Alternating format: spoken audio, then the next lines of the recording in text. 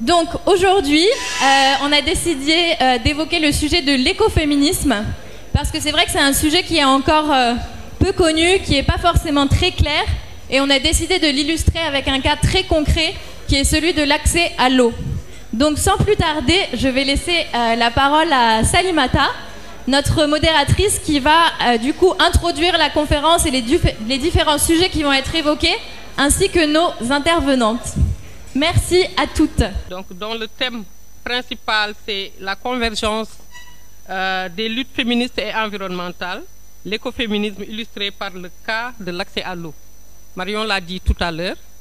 Donc, nous allons essayer d'introduire cette communication avec trois panélistes.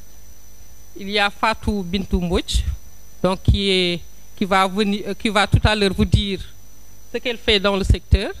Il y a Madame Khadi Kamara et Ndeye Nata aussi, Gaye, donc qui vont être les panélistes que je vais essayer peut-être.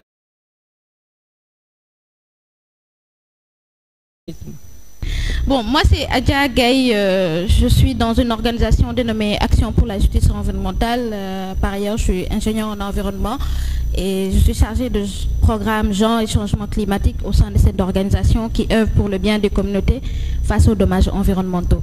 Donc, je suis vraiment passionnée de l'environnement. Depuis ma classe de 6e, j'ai été vraiment très tôt sensibilisée sur cette question.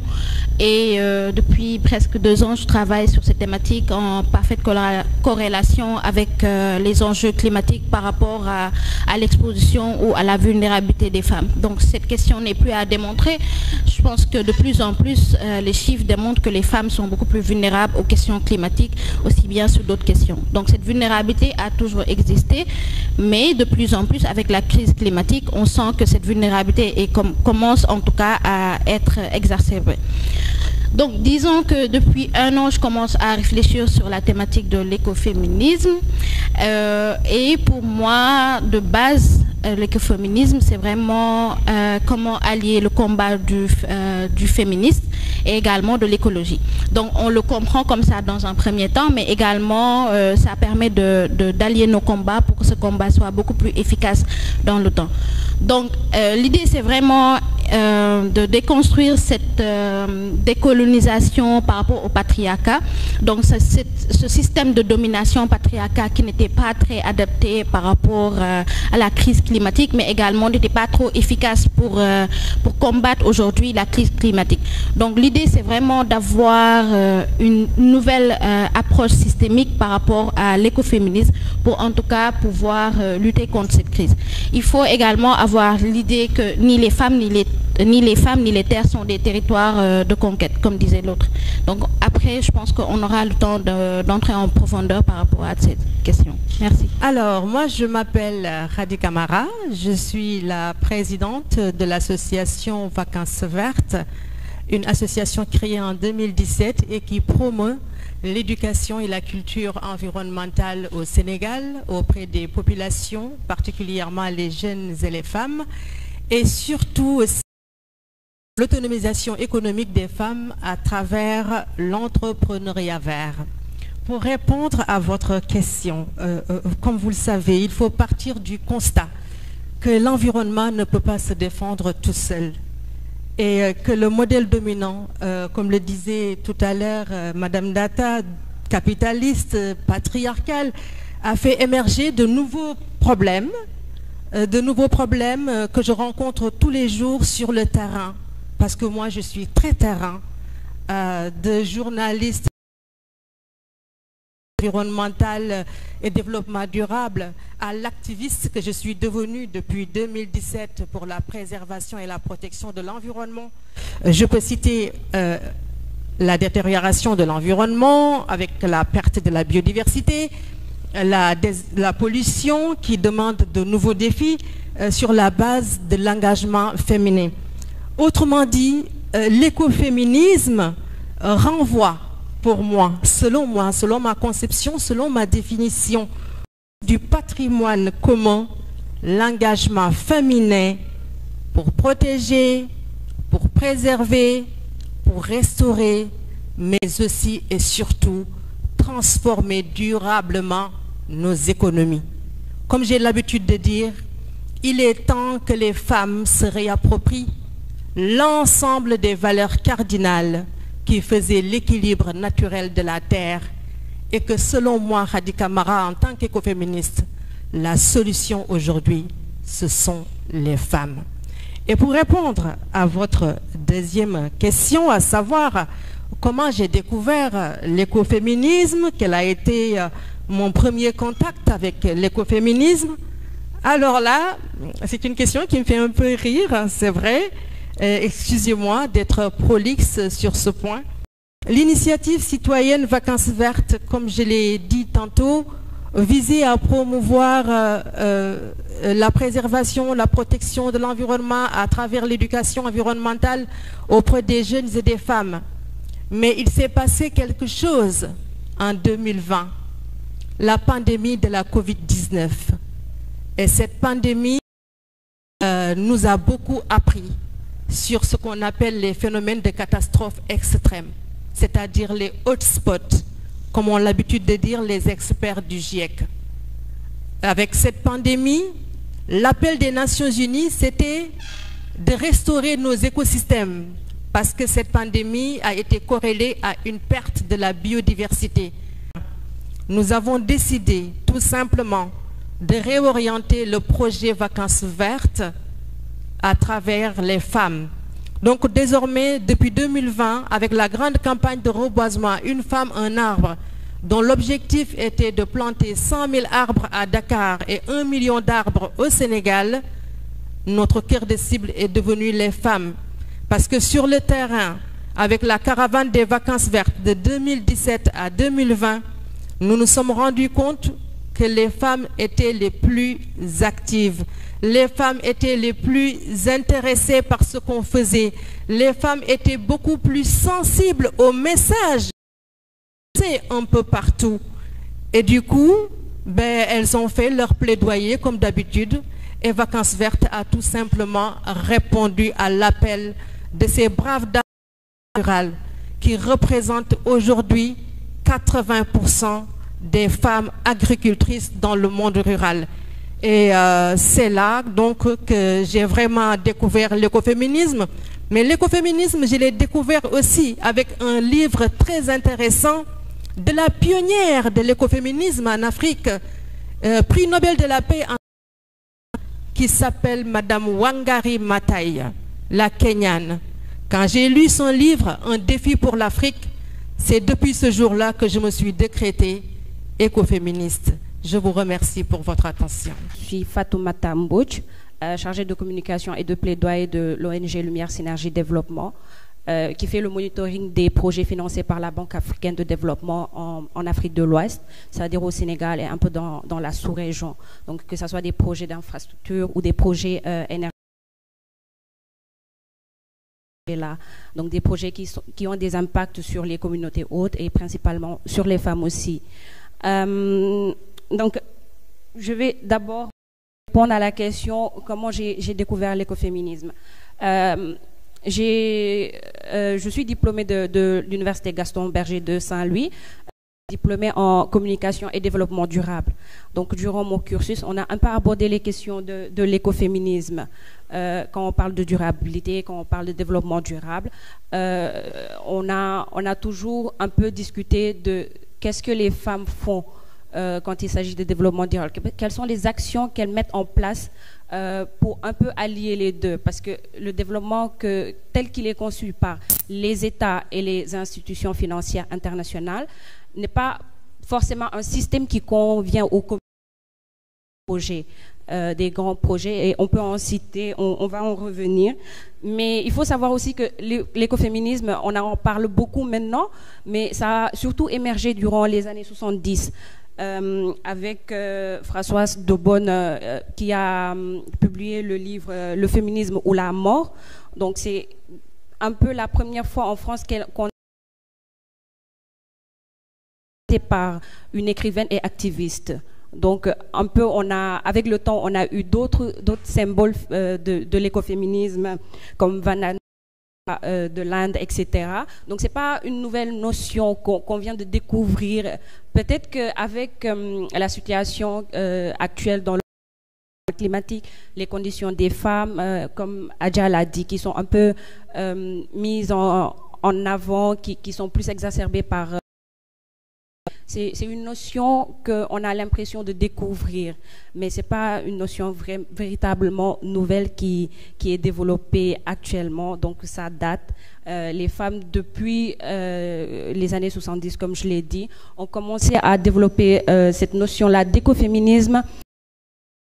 Et elles ont réussi à faire le lien entre l'exploitation des ressources naturelles excessives et l'exploitation des femmes par les hommes. Donc ce système patriarcal dont Adja a parlé, qui un peu sous-tend toute forme de développement basé sur le capitalisme. Donc les femmes ont réussi à faire un lien entre leurs conditions de femmes et les impacts qu'il y a sur l'exploitation excessive de l'environnement. Donc, ce sont deux luttes qui se sont rejointes. Donc, quand on parle d'écologie, quand on parle de féminisme, c'est les mêmes problèmes sous-tendus par le système patriarcal capitaliste qui exploite de manière excessive et l'environnement et les femmes. Donc, je pense que c'est ce qui fait que on a ces deux notions-là qui se sont rejointes en écoféminisme pour un peu pouvoir mettre en place des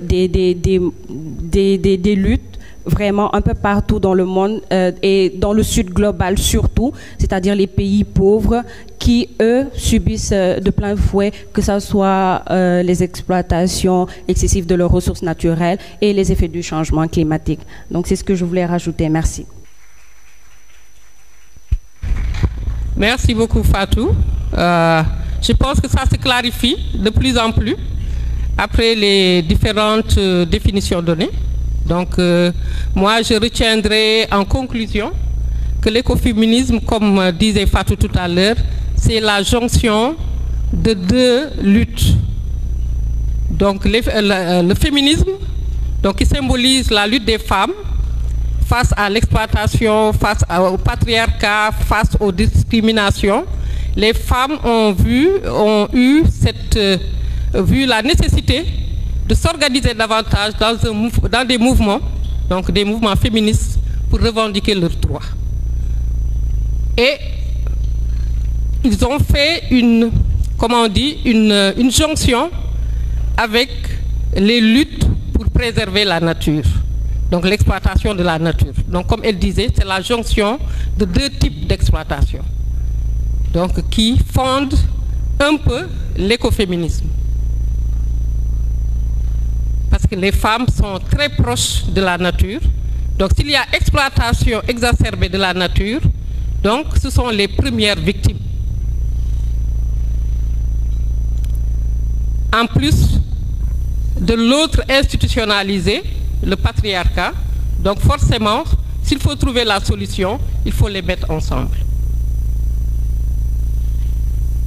Donc c'est un peu ça, le concept.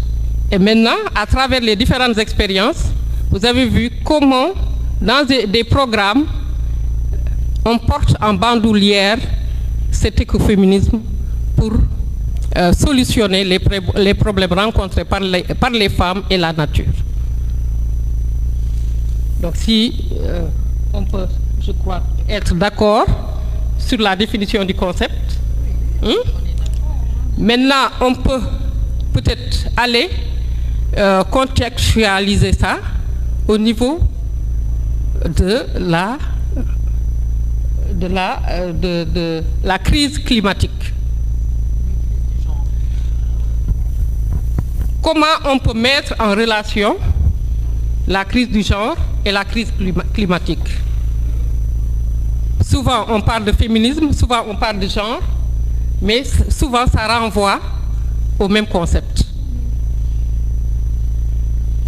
Donc c'est les questions d'égalité, c'est les questions de discrimination, c'est les questions rencontrées par les femmes au niveau des prises de décision pour les politiques. Maintenant, on est en plein dans la crise.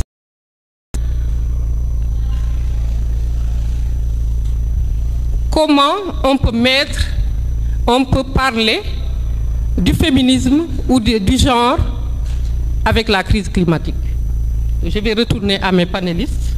Dans la notion de genre, c'est vrai que la majorité des gens activistes, etc., vont coller directement la femme à la notion de genre, mais la notion de genre est plus large que ça. Donc c'est pour ça qu'il y a une partie qui vont préférer parler de féminisme pour seulement accorder leur lutte à la femme. Donc, parce que quand on parle de notion de genre, il y a d'autres aspects, d'autres critères qui vont entrer dans le genre et pas seulement les femmes. Je pense que c'est un aspect important à prendre en compte aussi quand on parle d'écoféminisme. Ça a souvent été cause de débats. Les personnes minoritaires, les personnes indexées, etc. vont venir vouloir dire que pourquoi vouloir seulement attribuer la notion de genre, dans la notion de genre, seulement limiter cela aux femmes, etc.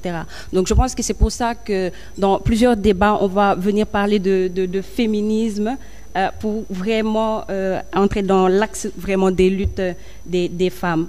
Et comme on a dit, c'est un peu la situation liée à la crise climatique qui va venir faire que les femmes vont vouloir elles-mêmes proposer leur propre solution. Par exemple, quand on prend les cas des communautés qui vivent dans le sud global, les femmes ont l'habitude de mettre en place des solutions endogènes face aux effets du changement climatique. Elles ne vont pas donner la notion d'écoféminisme à leur lutte. Peut-être parce qu'elles n'ont jamais entendu parler de la notion. Et pourtant, ce qu'elles sont en train de faire, c'est de l'écoféminisme. Elles sont dans la proposition de solutions endogènes face aux effets du changement climatique. On peut citer les femmes dans le delta du Saloum, quand elles font la conservation et la restauration des mangroves. Elles proposent des solutions d'atténuation et face aux effets du changement climatique. Ça peut entrer dans la notion d'écoféminisme. Elles n'ont pas forcément l'appellation, elles ne vont pas forcément définir ce qu'elles font comme l'écoféminisme, comme j'ai dit, peut-être parce qu'elles n'ont jamais entendu parler de cette notion-là, elles n'ont pas accès à ce genre d'espace-là pour pouvoir apprendre sur le discours d'autres femmes. Et pourtant, ce qu'elles proposent comme solution endogène face au changement climatique rentre parfaitement dans le cadre de la lutte que nous menons. Donc c'est juste ce que je voulais ajouter. Merci. Fatou Mbodj, je voulais juste rebondir sur ce qu'elle vient de dire. Fatou, vous avez parfaitement raison. Hein. Pour moi, toutes les femmes africaines, surtout du monde rural, sont naturellement des écoféministes. Moi, quand je les vois sur le terrain, bébé au dos, sur le dos, ces femmes ne connaissent que la terre pour survivre. Vous avez parlé tout à l'heure également. Moi, je considère que cette immigration clandestine n'est juste qu'une crise, qu'à la crise climatique. Ce sont des réfugiés climatiques, hein, excusez-moi du terme. Moi, c'est comme ça que je les appelle. Ces réfugiés climatiques qui ne savent plus à quel sens se vouer car il n'y a plus de ressources pour pouvoir survivre, subvenir à leurs besoins et aux besoins de leurs familles respectives. Alors, pour répondre à votre question, crise climatique, crise du genre, moi j'entends par là, concrètement, qu'est-ce que cela veut dire? De quelle façon les femmes sont impactées? Cette question tient à une évidence. Lorsque les catastrophes surviennent, les femmes ont moins accès à l'information. Et qu'est-ce qu'on note? Surmortalité, mariage forcé, je vous assure, déscolarisation des jeunes filles. Je suis sur le terrain depuis 2017 et quand j'en parle, j'ai mal au cœur. Ces femmes n'ont pas de solution. Ces femmes souvent s'occupent de la petite famille. Certaines familles naviguent souvent sur des vagues de catastrophes pour sacrifier l'avenir des filles à travers, par exemple, la sécheresse, les pertes de terre. Ces femmes n'ont pas accès au foncier au Sénégal. Ça, tout le monde le sait. Moi, si je dois... Mais qu'est-ce que je dois faire? Mais je suis obligée de trouver une solution. Mon mari ou mon époux est obligé de trouver une solution. Et aujourd'hui, la solution pour ces gens-là, c'est de déserter. C'est l'immigration clandestine. C'est ça la vérité. Comme par exemple le cas des années 70, où la paysannerie d'œuvre à cause de l'exode rural sur Dakar. Aujourd'hui, dans tous les villages du Sénégal, les hommes ont déserté, laissant seuls femmes et enfants qui n'ont rien d'autre que les ressources environnementales. Et je vais vous donner un exemple. Si vous connaissez bien le Sénégal, entre l'axe Dakar-Fatick, Dakar-Touba, Dakar-Kaolack, Dakar-Thiès, mais si vous voyagez, c'est quoi qui vous accompagne jusqu'à Bonport? Ce sont des tables remplies de ressources environnementales gérées par des femmes qui vous accompagnent. Ça, c'est très significatif et c'est très important. Ça veut dire que ces femmes, leur banque, elles n'ont pas de banque qui leur donne des crédits. Leur seule banque reste la terre.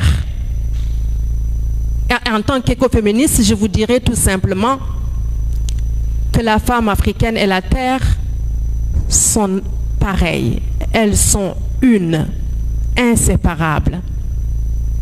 Avec la métaphore que j'ai l'habitude d'utiliser, il faut fertiliser la terre pour qu'elle puisse produire. Et la femme, si elle n'est pas fertile, est-ce qu'elle pourra produire? C'est ça la réalité. Elles n'ont pas le choix. Je pense à cette frange de la société qui souffre et les chiffres des alertes, selon les me font peur. Parce que en 2021, le dernier rapport de l'OMM nous prédisait que d'ici 2030, si on ne fait rien, 118 millions d'Africains seront confrontés à l'extrême pauvreté, à l'extrême famine, dont 70% seront des femmes. Et ce sont des chiffres réels. Parce que 70% des femmes du monde rural en Afrique sont des paysannes. Il faut qu'on essaye de faire face, de trouver assez rapidement des solutions d'adaptation pour aider ces femmes qui sont d'ailleurs très créatives par rapport à la recherche de solutions endogènes ou empiriques, comme disait Fatou Kiné Mbodji. Moi, je salue la créativité de ces braves dames du monde rural. Elles arrivent à trouver des solutions pour faire face. Mais le manque de financement, le manque d'information, le manque de sensibilisation font aujourd'hui défaut. Et pour ce qui est de mon expérience personnelle, la frange rurale, base de la réorientation du projet Vacances Vertes, devenu cœur de cible de nos activités, a été présente et active sur toutes les activités de l'organisation, en se mobilisant, en manifestant, en interpellant et en s'exprimant sur des questions importantes. Et l'exemple que je vais donner, le tour du monde, c'est-à-dire la grande marche historique des femmes en 2021 et en 2022 pour la justice climatique. avec cette crise environnementale, ne réclament qu'une seule chose, justice climatique. D'ailleurs, la prochaine marche des femmes pour la justice climatique, en collaboration avec l'association de Salimata, en collaboration avec toutes les associations qui sont là, est prévue pour ce samedi 25 de la place de la Nation. Encore une fois, une troisième fois, justice climatique en cette période de pré-COP. Je vous remercie pour votre attention. Premièrement, il y a une inégalité d'accès des femmes par rapport à l'éducation, par rapport à la santé, par rapport aux différentes ressources. Et aujourd'hui, avec la crise climatique, le constat est qu'il y a une réduction des moyens de subsistance des femmes là. Donc, vous me direz quel est l'éducation et aujourd'hui la crise climatique par rapport aux femmes, mais c'est une corrélation très simple qu'on peut faire. Aujourd'hui, le constat est que dans le monde rural, il y a beaucoup de migration des hommes et généralement ce sont les femmes qui restent sur place et les enfants. Et généralement les activités qu'elles font au niveau de cette zone, c'est vraiment des activités tributaires de l'environnement. Elles font du maraîchage, elles font des activités en tout cas liées à l'environnement. Donc si nous prenons aujourd'hui l'exemple des femmes qui sont au niveau du delta, si aujourd'hui il y a la crise climatique qui impacte en tout cas leurs moyens de subsistance, c'est-à-dire la réduction des quantités de poissons, donc aujourd'hui à leurs besoins et faiblement également, autant pour moi, elles peuvent faiblement subvenir aux besoins des enfants. Donc généralement les enfants sont dans l'obligation d'arrêter leur cours pour un peu aider leurs parents ou également pour un peu voilà, réduire les dépenses parce que tout simplement les moyens de production sont assez faibles. Aujourd'hui, si nous prenons l'exemple de la Bangladesh qui fait face à des crises climatiques comme les inondations. Aujourd'hui, on a démontré que 80% des réfugiés climatiques sont des femmes parce que les femmes sont impactées par cette crise climatique et lorsqu'il y a une inondation, pas par rapport à leur biologie, par rapport à leur biologie, mais en tout cas si aujourd'hui les hommes peuvent facilement aller se réfugier, les femmes et les enfants ne peuvent pas prendre en charge en tout cas tout un tas d'aspects pour pouvoir aller se réfugier dans un autre endroit. Donc ce qui fait qu'elles sont de plus en plus vulnérables et le GIEC a encore alerté sur ces questions-là. Par rapport à aujourd'hui les solutions qui sont adaptées aux femmes, on peut noter que lors des COP, lors des négociations, il y a en tout cas des efforts qui sont en train d'être faits pour mieux impliquer les femmes. Donc il faut les impliquer pour qu'elles-mêmes puissent avoir des solutions innovantes. Donc de plus en plus, il y a les questions d'adaptation qui sont énoncées, donc les questions d'adaptation douce, de résilience, pour que les femmes en tout cas sont la solution, elles trouvent des solutions à partir de matériaux naturels, donc c'est ce qu'elles font au niveau, utilisent en tout cas des matériaux pour pouvoir réduire en tout cas l'avancée de la mer, mais également pour pouvoir continuer leurs activités génératrices de revenus. Donc je important de pouvoir allier la crise climatique, les inégalités structurelles, mais également les activités d'adaptation douce que les femmes sont en train de faire. Donc elles sont vraiment la solution de la crise climatique actuelle.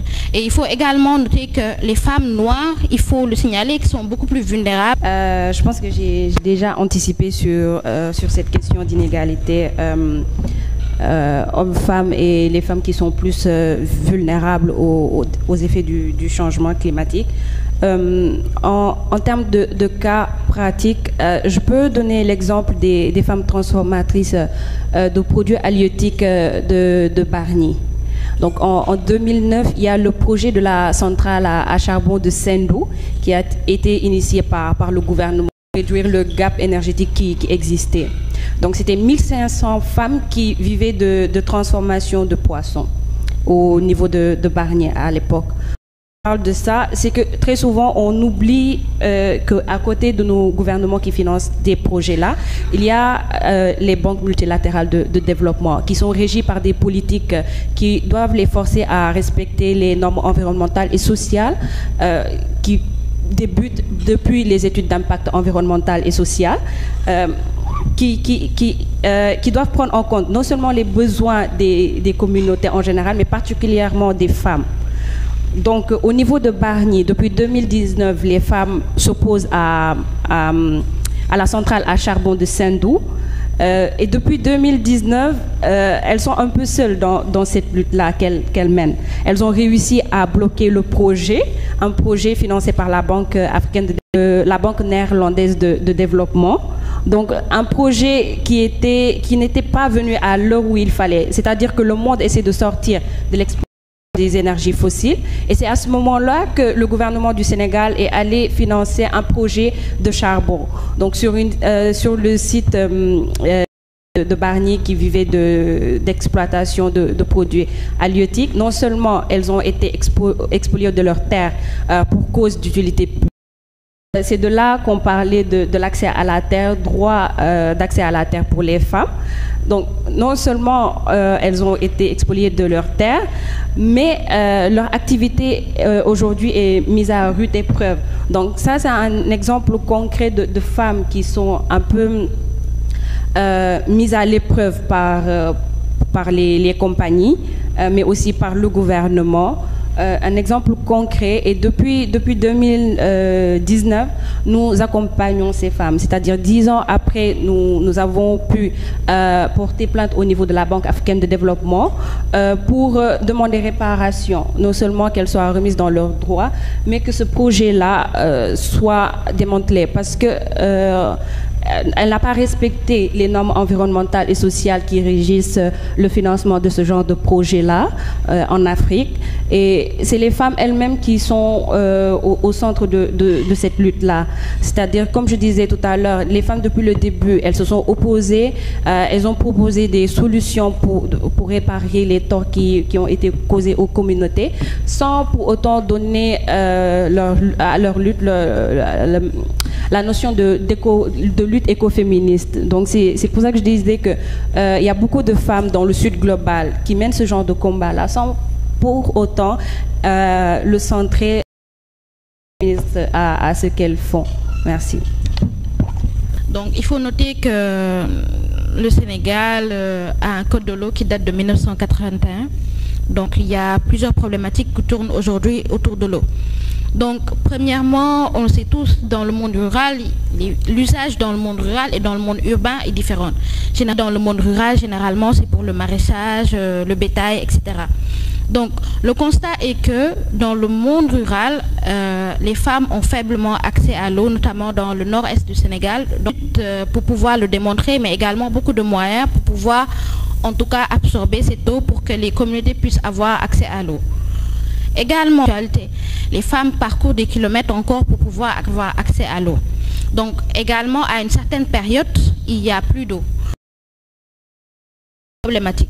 La deuxième problématique, c'est que de plus en plus, le constat est qu'avec la crise climatique, il y a une certaine rareté de la pluie. Donc, il y a ne sont pas alimentés de façon convenable. Donc, aujourd'hui, il y a cette problématique qui est accentuée par les changements climatiques. Donc, la nappe, comme l'a dit la justice, l'injustice, disons, environnementale liée à l'accès à l'eau par rapport aux industries. Aujourd'hui, si nous allons à Kédougou, les entreprises ou les orpailleurs utilisent le mercure. Donc, le mercure qui est nocif pour la santé. Donc, si aujourd'hui le mercure est déversé dans le fleuve, ce qui constitue une problématique, certaines zones n'ont pas toujours accès à l'eau, même si c'est là-bas que nous prenons de l'eau. C'est comme le cas de la zone de Louga, où une partie de l'eau est amenée en zone urbaine. Même si des entreprises aujourd'hui, des entreprises qui exploitent des ressources et que les nappes sont interconnectées, étant donné que les nappes sont interconnectées, les entreprises ont faiblement accès à l'eau. Donc dans la zone des Niayes, il y a beaucoup de maraîchage qui se fait, et il y a des entreprises en tout cas qui ont des activités. Donc ce qui constitue une problématique. Donc aujourd'hui, le fait qu'il y ait un code qui est, disons, ancien, ne prenant pas en compte ces questions, est la principale problématique. qu'on ait des aménagements pour optimiser l'eau, parce que, étant donné que les pluies se font de plus en plus rares, il faut trouver des moyens et des mécanismes pour pouvoir optimiser cette eau. Donc, pour pouvoir optimiser cette eau, pour pouvoir récupérer, mais je pense que de plus en plus, il faut aller vers cette réflexion pour optimiser l'eau, pour que, en tout cas, qu'on puisse récupérer les terres, mais également qu'on puisse penser que des efforts qui sont en train d'être faits dans le monde rural avec la construction de châteaux, et il y a également une gestion participative avec les communautés, où que c'est optimiser la consommation d'eau, mais également que il faut noter que nous qui habitons en zone urbaine, on gaspille beaucoup d'eau. Donc également, il faut réfléchir à ça. Je ne sais pas comment on appelle ça, un détecteur de mouvement, disons. Oui, ça permettrait peut-être de trouver des solutions pour en tout cas réduire la consommation en eau. Merci. Merci. Comme Adja, elle l'a dit, il y a d'énormes difficultés d'accès à l'eau dans les zones rurales. Donc il y a un gap qui existe entre l'accès à l'eau. Dans les zones semi-rurales, si on prend l'exemple du Sénégal concrètement, et plus on sort de Dakar, plus la problématique se pose. En prenant l'exemple, par exemple, de Diamniadio ou de Bargny, forte pression sur les branchements qui sont faits, et ça cause un déficit au niveau de ces zones-là.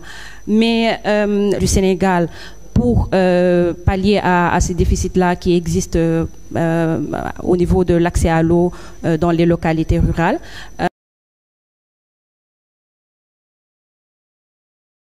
à ce problème-là. Par exemple, si on prend les zones semi-rurales ou rurales, il y a beaucoup de projets d'envergure qui sont implantés là-bas. Et comme on dit, comme nous faisons le monitoring déposé par ces banques-là, l'accès à l'eau soit une priorité dans les solutions que les banques vont proposer. Parce qu'avant, on inclut les femmes, les jeunes et les hommes, etc. Donc, il y a des doléances qui sont présentées aux investisseurs et aux compagnies pour que l'accès à l'eau, l'accès à la terre dans l'investissement de ces projets-là. Donc, comme l'État n'arrive pas encore à trouver une solution dans les zones rurales et semi-rurales, on peut aller vers les investisseurs et les compagnies de projets, de ces projets-là, pour pouvoir qu'il y ait plus d'investissement dans la problématique de l'accès à l'eau au Sénégal. Le cas de Bargny, avec la CES, la compagnie en charge de l'exploitation de la centrale, pour résoudre la problématique de l'accès à l'eau que eux ils ont causé aux femmes qui sont causées par la centrale à Bargny. Il y a la problématique de l'accès à l'eau qui est ressortie. Donc, il est normal que les compagnies qui investissent dans ce genre de projet-là et les investisseurs, pour qu'ils puissent apporter plus d'investissements dans le secteur de l'accès à l'eau au Sénégal. Merci. Ce qui est important à noter, c'est que les femmes font face à la rareté de l'eau à deux niveaux. Donc, pour résumer, à l'heure, toutes les activités alternatives ou d'autonomisation des femmes tournent autour du maraîchage, dans toutes les zones. Si vous prenez le Sénégal, dans toutes les zones, que ce soit du nord, elles ont besoin d'eau ou d'équipements hydrauliques. Avant, c'était très réglementé parce on avait les ASUFOR, les associations qui ont changé, la privatisation, ces ASUFOR n'existent plus. Donc, la question des besoins des femmes n'est pas trop prise en charge avec les nouveaux, surtout au niveau de l'élevage. Ce qui les intéresse le plus, c'est le lait. Et partout, on vous dit, avec la crise climatique, ils ont des problèmes au niveau de la production d'eau qui se posent, qui font que l'activité de transformation du lait se pose parce qu'il n'y a plus de quantité ni de qualité. Donc, ce sont deux activités importantes pour les femmes. Au-delà des soins, donc les activités de repos, dans les jardins maraîchers, des kits solaires d'irrigation qui ne coûtent absolument rien du tout. Les kits solaires d'irrigation, peut-être si l'État avait dit je vais mettre un kit d'irrigation sur chaque parcelle, ça n'aurait coûté rien du tout. Donc je pense que la solution doit être à ce niveau. La tarification de l'eau, pour les femmes ou bien au niveau des parcelles maraîchères, mais il y a aussi ce petit équipement qu'on peut mettre en place pour que les femmes puissent accéder à l'eau. Je confirme, je confirme et je rebondis sur ce que vous venez de dire, parce que l'exemple qui m'a le plus choqué depuis que j'ai dans le Fouta, là où il y a le fleuve Sénégal, à 100 mètres du fleuve Sénégal, les femmes avaient du mal à avoir accès à l'eau pour l'irrigation de leurs champs. J'avais aussi un autre exemple de problème lié à l'accès à l'eau. Les femmes font des kilomètres pour avoir de l'eau avec un puits, heure de temps pour attendre qu'il y ait une goutte d'eau. L'image était frappante. Il y avait le bétail qui était autour du puits, qui était assoiffé. S'il vous plaît, c'était vraiment très choquant. Moi, ce sont les deux exemples qui m'ont le plus choqué par rapport à l'accès à l'eau depuis que j'ai commencé à faire mes activités dans le cadre des vacances vertes. L'eau est inégalement répartie et la consommation varie selon les régions. Par exemple, à Kaolack, on a du mal à boire l'eau. La poussée démographique sans cesse croissante et qui accentue la demande en eau en pleine progression dans l'agglomération. Donc ça, ce sont des choses également à retenir. Et par rapport aux solutions, moi je pense qu'aujourd'hui qu'il est temps de faire comprendre, comme nous sommes toutes des associations qui travaillent avec des femmes connexes de la pénurie ou de la mauvaise qualité de cette matière première essentielle, je dirais même de cette matière vitale pour nous. Et les populations, comme le sous-tend l'ODD 6, donc qui parle d'assainissement, d'hygiène et d'option d'Afrique. Et rappeler surtout, enfin, que la rareté en situation de sécheresse ou stress hydrique de la ressource vitale pousse 30% de l'apport calorique journalier des femmes en milieu rural et impacte sur leur santé, mis à part ces charges qui demandent beaucoup plus de temps aux femmes. Bonjour tout le monde. Alors, je ne vais pas être longue, je voulais juste faire une petite contribution les problèmes d'accès à l'eau. Moi, par exemple, j'ai entendu dans vos conversations, dans le débat, comme quoi que vous avez eu à donner donc, des exemples tels que Diourbel, Louga, entre autres. Moi, par exemple, je vis pour faire donc, un plaidoyer pour avoir de l'eau. Depuis que je suis née, on n'a jamais eu de problème d'eau. Nous, on a toujours eu à utiliser... On n'a pas de problème, on n'avait pas de problème d'eau. Mais, comme l'a dit tout à l'heure Adja, au Sénégal, on a un réel problème avec l'application des lots depuis 1981. Par exemple, dans ma commune, l'État a implanté deux forages. Et ces forages-là déversent une bonne partie de l'eau vient dans ces forages-là provenait des puits. Donc nous, l'eau qu'on utilisait des puits, on était arrivé à un moment où on n'avait plus d'eau dans les puits. Pour avoir de l'eau dans les puits, on restait au moins 2 jours, pour avoir au moins chacun ou chacune 2 bassines d'eau ou 3 bassines d'eau. Vous comprenez un peu le problème que c'est. Et ce qui m'avait fait mal le plus, ça, il y a des filles qui peinaient à aller à l'école parce qu'elles ne voulaient pas laisser leur maman aller chaque fois à l'école dans les champs pour chercher cette eau-là, avec les dames, avec les kilomètres qu'ils faisaient donc, concernant donc, ce manque d'eau. Donc c'est vraiment un problème, surtout concernant cette problématique. Merci. Merci beaucoup. Sur urgence climatique et paix au mois d'avril prochain. Donc voilà. Mais je voulais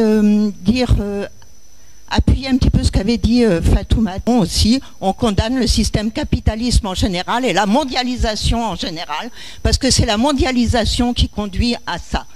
Et le code de l'eau, je pense qu'il y a quelque chose qui serait important aussi, à mon avis, c'est le problème de l'accaparement des terres au Sénégal, parce que l'accaparement des terres au Sénégal nous asséchait tous.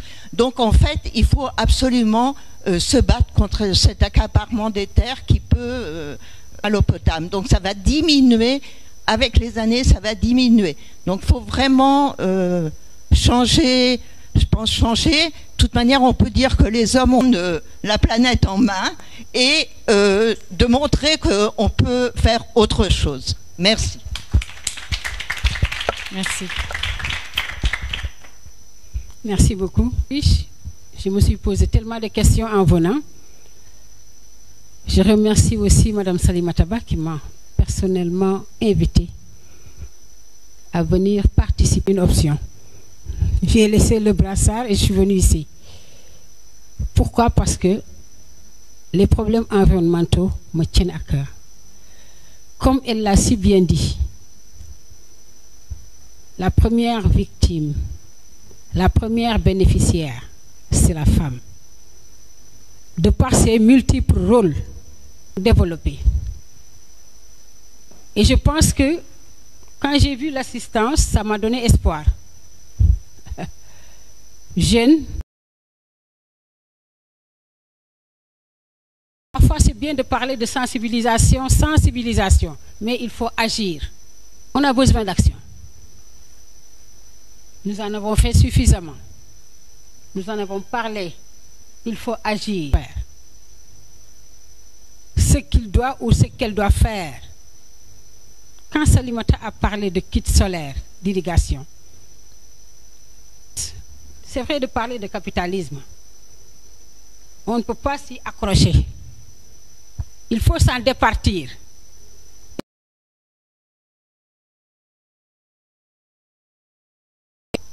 D'un miracle. Ce sont de petites actions solidaires qui nous pousseront à émerger. ONG, femmes, jeunes, sortir, il va se dire, ah, je me suis engagé. Est-ce qu'il faut en parler au sein de la famille?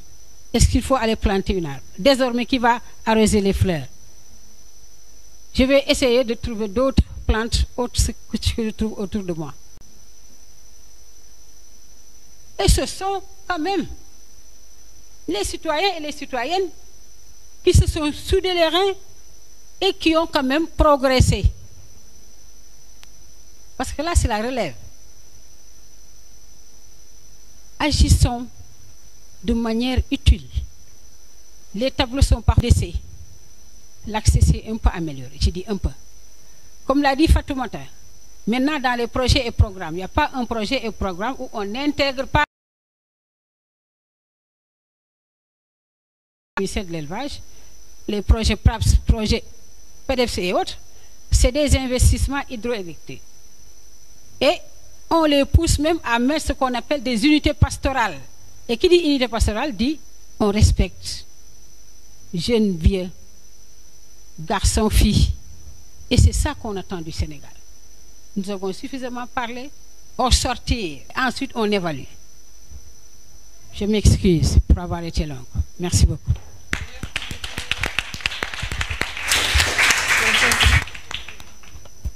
C'est ce que je voulais dire. On a beaucoup discuté, on a beaucoup parlé des différentes expériences d'écoféminisme dans le pays.